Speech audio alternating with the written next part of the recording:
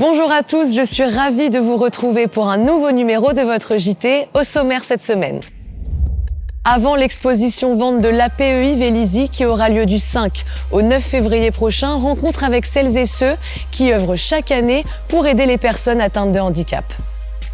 Puis direction le bureau information jeunesse pour en savoir un peu plus sur les activités proposées pour les jeunes vélysiens dans le choix de leur orientation. La langue des signes permet de s'ouvrir aux personnes sourdes et malentendantes, mais facilite également la communication avec les bébés, les enfants non-verbaux et les personnes atteintes de handicap. Petit tour d'horizon avec l'association vélysienne Du bruit dans ma vie. Cela fait 2 ans que l'APEI de Vélizy, association d'aide aux personnes handicapées, n'a pas organisé son exposition-vente. 2 ans que l'association peine à récolter des fonds pour aider les personnes atteintes de handicap. L'APEI et ses petites mains mettent en vente serviettes, sorties de bain et autres accessoires de maison faits main pour récolter des fonds en faveur de l'association. Pulls, serviettes de bain ou encore bonnets et chaussons, cela fait 2 ans que les réalisations des petites mains de l'APEI Vélizy attendent d'être mises en vente. Des milliers d'heures de travail en tricot, broderie ou couture pour donner vie à des accessoires faits main, pour les petits comme pour les grands. Dès le 5 février prochain, toutes ces réalisations seront à retrouver lors de l'exposition vente de l'APEI, une association qui accompagne depuis 26 ans les parents et amis de personnes atteintes de handicap mental. Nous avons surtout un travail de contact, nous avons un travail de réalisation par l'atelier des petites mains, de façon à pouvoir aider ces familles qui vivent le handicap 24 heures sur 24, 365 jours par an. L'APEI Vélizy, c'est 26 ans d'existence qui permettent chaque année à ses adhérents atteints de handicap de profiter d'activités et de voyages encadrés pour sortir de leur quotidien. Mais depuis 2 ans et face à la crise sanitaire, tous les événements permettant à l'association de réunir des fonds et d'accompagner les familles ne peuvent avoir lieu. Cette exposition est cruciale pour les aider à continuer leur mission. Comme toutes les assos de Vélizy, depuis 2 ans, nous avons beaucoup de mal. Parce que nous avons dû supprimer toutes nos activités, à savoir goûter de Noël, exposition-vente, voyages, sorties éventuelles et contact avec nos adhérents qui sont tous en établissement. Donc ça a été très compliqué pour eux surtout et pour nous. Toute l'année, ces retraités et anciennes professionnelles du secteur textile prennent de leur temps pour confectionner des accessoires et autres décorations destinées à cette expo-vente. L'intégralité des sommes récoltées permettra aux équipes de l'APEI Vélizy d'assurer un soutien auprès des personnes handicapées. Ils comptent sur vous, alors rendez-vous du 5 au 9 février, salle Bizet. Le premier trimestre de l'année représente un moment important pour les jeunes, choix d'orientation, choix de lycée ou d'université. Et pour accompagner au mieux les jeunes vélysiens, le Bureau Information Jeunesse propose de nombreuses activités et conférences pour conseiller au mieux les jeunes. Conférences et ateliers attendent les jeunes vélysiens pour cette nouvelle saison de l'orientation au Bureau Information Jeunesse. Depuis plusieurs années, les conseillères du BIJ accompagnent les jeunes dans leur questionnement pour le choix de leur orientation et cette année encore, un beau programme vous attend. Le 2 février, il y aura la conférence sur Parcoursup et les formations post-bac. Une conseillère du CIDJ, Anne Tiroir, sera là sur Teams pour présenter toute la plateforme, les différentes filières de formation et pourra répondre aux questions des jeunes et des parents bien sûr. Le 5 février, ça sera pas en visio, ça sera à la salle Icare à 14h. Ce sera une conférence avec madame Doyen qui est psychologue. Voilà, c'est comment bien orienter son jeune. Donc ça s'adresse aux parents bien sûr, mais aux élèves collégiens 4e, 3e et de la seconde à la terminale. Cette conférence va se baser aussi sur l'estime de soi, c'est aussi comment bien connaître son enfant pour mieux l'aider. C'est pour ça que ça s'adresse aussi beaucoup aux parents. À côté de ces conférences, c'est le retour des ateliers Oriente ton parcours qui se tiendront du 7 au 17 février. Plusieurs sessions de rencontres en visio entre jeunes et professionnels d'un secteur. Justine, vélysienne, étudiante et membre du comité de l'avenir, sera présente pour parler de ses études et de sa spécialité. Le choix d'orientation, elle est passée par là et donne quelques conseils pour choisir dans les meilleures conditions. Oui, alors je vais présenter ma licence, donc l'administration économique et sociale, donc le 9 février. Voilà, avec une autre de mes consoeurs du comité de l'avenir. Je pense que ce qui est important, surtout sur Parcoursup, c'est déjà de bien remplir le maximum de cases. Par exemple, il ne faut pas se limiter à demander 6 formations, mais vraiment essayer de demander le maximum possible de formations. Et aussi, par exemple, le premier jour, si on n'a rien, c'est pas forcément très grave. Parcoursup, ça va vraiment très très vite. Et du coup, voilà, si on n'a rien le premier jour, c'est pas grave. Les autres jours, peut-être ça viendra. Et aussi, essayer de penser dans sa tête à l'ordre des formations qu'on veut. Parce que du coup, comme Parcoursup, ça va très vite, il faut éviter de se retrouver le premier jour ou le jour où on va avoir une formation, de se dire est-ce que je la prends, est-ce que je la prends pas, est-ce que je préfère celle-là ou l'autre. Voilà, donc je pense c'est aussi se préparer mentalement à ça qui est important. Alors, pour être aussi serein que Justine, rendez-vous sur le portail famille. Les inscriptions sont ouvertes. Rencontre avec Élodie Simoès et sa fille Chiara à l'origine de l'association Du bruit dans ma vie, une association qui enseigne et soutient les enfants, amis et parents de malentendants à Sourds-Profonds, un reportage d'Aurore Gorlier.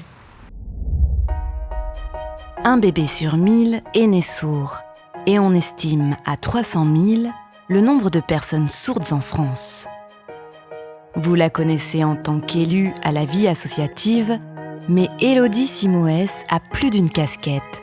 Cette mère de famille est auxiliaire de vie scolaire d'un enfant autiste la journée et tous les mardis soirs, elle vous initie à la langue des signes française à l'espace Jean-Lucien Vazeille. Ok, à votre tour. Jean. Des personnes. Ah oui, des personnes. Danser. Attraper. Avec les deux mains là, pour le coup. Ça, c'est un des signes qu'on a en deux mains. Toi, tu parles la langue des signes? Un peu. Tu dis « Bonjour, je m'appelle Chiara ».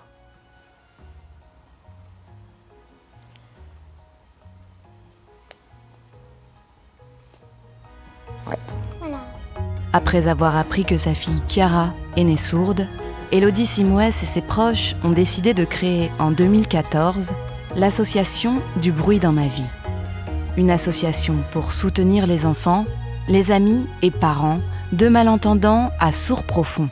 On va avoir la surdité légère, qui, ça, en règle générale, on n'a pas forcément besoin d'appareils. On va avoir la surdité moyenne, où là, on va avoir des appareils auditifs comme nos papis ou nos mamies. Et après, on va avoir la surdité profonde et sévère. Et là, l'implant, dans ces cas-là, est souvent recommandé pour pouvoir communiquer. Aujourd'hui, Chiara, elle n'aurait pas d'appareil auditif en implant. Elle ne pourrait pas parler. C'est-à-dire qu'il faut le bruit d'un réacteur d'avion pour qu'elle puisse percevoir sans appareil. Donc pour pouvoir comprendre, il faut encore plus fort qu'un réacteur d'avion. En fait, on se pose énormément de questions. C'est encore très compliqué, c'est encore très tabou, le handicap. Donc pour avoir des réponses ou pour savoir comment vont se passer les examens, le pourquoi des examens, le choix des appareils, on n'est pas très bien aiguillé. Donc notre expérience, on espère pouvoir la faire partager à d'autres. Grâce à ces implants posés il y a plus de 6 ans, Chiara, 8 ans, est sortie du monde du silence. Cette petite fille épanouie entend à 95% dans le silence et 45% dans le bruit. Parfois, je chante, je suis toute seule. Et j'ai les mêmes chants à maman. C'est une honte, moi je la connais pas. C'est des chansons qu'elle écrit elle-même. C'est vrai. Et c'est une chanson en langue des signes. Et voilà. Tu peux nous faire une démonstration? Tu montres? Je suis seule. Mes chers parents, vous êtes partis sans moi. Je suis triste. Et après, le reste, je me souviens plus. Mais avant de composer ou d'interpréter, place à l'apprentissage. L'association, elle propose en priorité donc du coup des cours d'initiation à la langue des signes où on utilise plein de formats, des formats de jeux, d'affiches. De livres aussi, on utilise beaucoup des livres en langue des signes. Comment tu me ferais pour me faire comprendre que tu veux choisir? Parce qu'il a les mains en l'air. C'est parce que c'est une précieuse. La première année, c'est énormément, il faut acquérir du vocabulaire pour pouvoir faire des phrases. Et nous, on fait essentiellement du français signé, c'est-à-dire qu'on fait on signe comme on parle. C'est-à-dire que voilà, la LSF a sa propre grammaticale. Nous, on signe comme on parle, parce que nous sommes entendants. Marron, savon, gâteau. Même config, mais des mots différents et du coup, pas forcément placés au même endroit sur le visage. Mais alors, qui sont ceux qui s'intéressent à la langue des signes? Les élèves sont pour la plupart des personnes entendantes. J'avais une maman, une petite fille qui venait prendre des cours, comme ça leur faisait leur langue à eux que papa ne comprenait pas forcément. C'était leur moment à eux. Il y en a, ils vont faire du sport, il y en a d'autres qui viennent apprendre la langue des signes.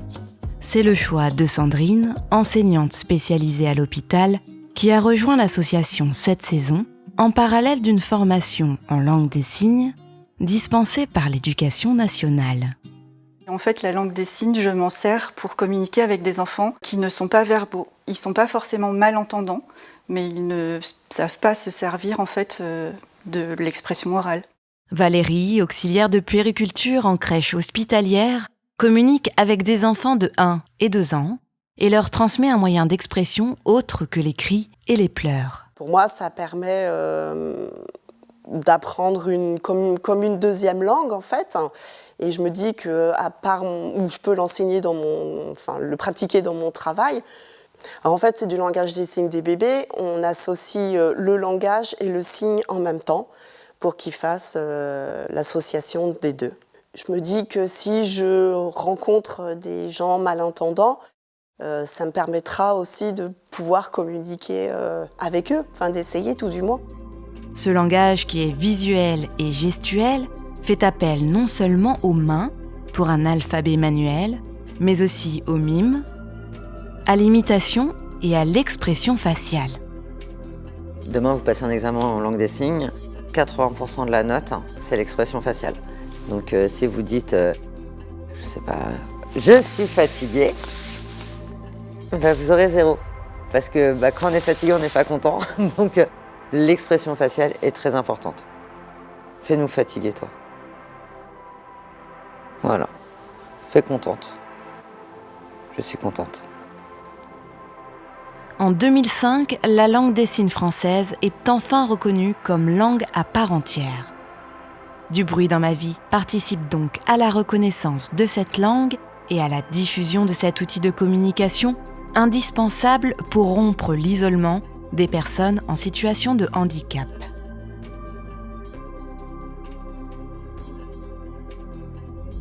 Et pour plus de compréhension, sachez que les sourds lisent sur les lèvres. Essayez donc de garder la tête bien droite, de rester bien en face et de faire des phrases courtes. Votre JT est maintenant terminé. Merci beaucoup de l'avoir suivi. Partagez et likez cette vidéo et je vous dis à la semaine prochaine pour de nouvelles actualités vélisiennes.